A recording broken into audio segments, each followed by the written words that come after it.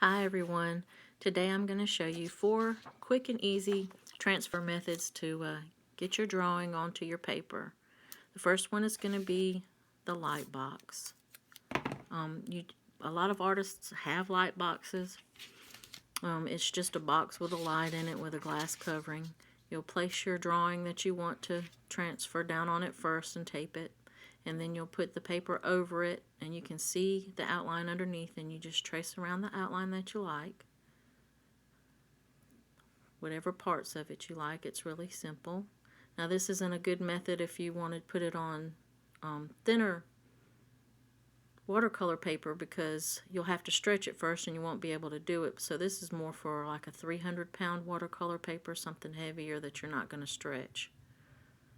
But it's just an idea of how to get your design onto your paper. That's one way.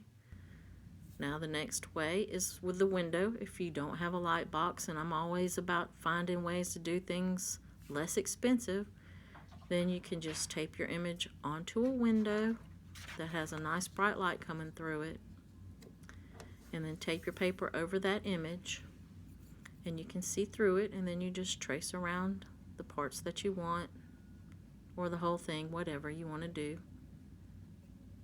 And it's pretty simple. The only drawback to this, or 2 drawbacks: 1, you have to do it during the day, and 2, you can't do it to paper you're going to stretch. It has to be the thicker paper.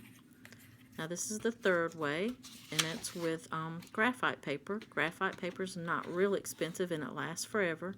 Make sure you get the wax-free kind, especially if you're going to do watercolor, because you don't want the wax getting on your paper. And it has 2 sides to it. One side has "See the Graphite" on it. That's the side you want to put down toward the paper. You want to put that toward the paper. Then you put your design on top of it. Tape everything together so they don't slide around. And then trace around your objects, your design, however you want to do it.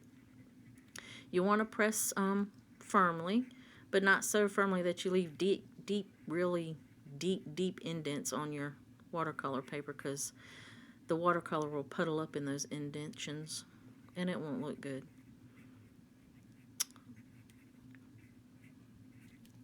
And if you can't afford graphite paper, then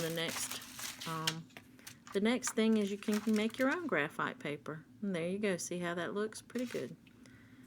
To make your own graphite paper, you just take your image that you've printed out, take a pencil. A soft pencil will be best. I think this is a 4B or 4HB, I'm not sure, but it's a soft pencil.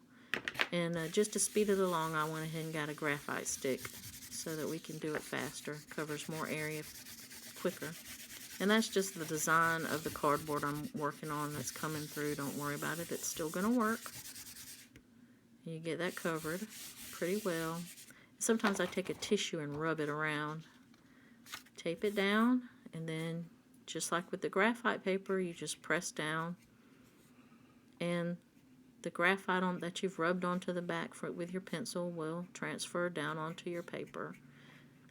These are the 2 methods that I use the most often. Is the graphite paper is my favorite, and there's some other methods, and I'll put those in my blog, but they're more expensive and complicated. These are the easiest.